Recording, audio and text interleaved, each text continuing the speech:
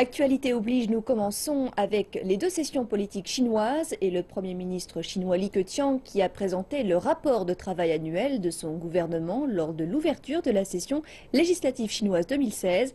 Ce document évoque le travail réalisé l'an dernier et les stratégies de l'année prochaine. Dans ce rapport, le chef du gouvernement chinois détermine les objectifs économiques de l'année 2016. La croissance du PIB a d'ailleurs été évaluée entre 6,5 et 7%. 今年发展的主要预期目标是 Les objectifs principaux de développement pour 2016 sont les suivants. Une croissance du PIB située entre 6,5 et 7%. Nous avons tenu compte de la nécessité de parvenir à la réalisation d'une société de moyenne aisance à tous les égards, mais aussi du besoin de faire progresser les réformes structurelles. Cela aidera également à guider les attentes du marché et à les stabiliser. Le but du maintien de la stabilité de la croissance est tout d'abord d'assurer l'emploi et de favoriser le bien-être de la population.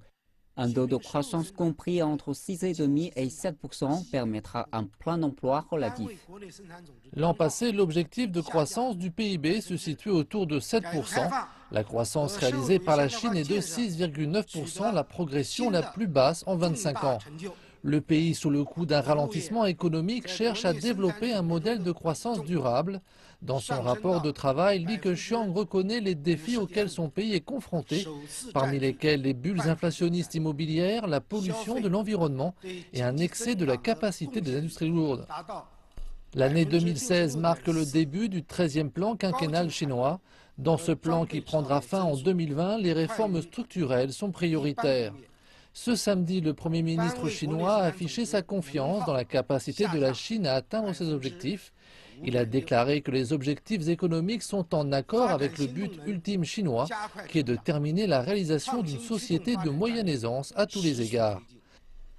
Parmi les autres objectifs présentés par le gouvernement, on peut citer le maintien autour de 3% de la croissance de l'indice des prix à la consommation, la création d'au moins 10 millions de nouveaux emplois en milieu urbain ou encore un taux de chômage limité à 4,5% dans les villes du pays.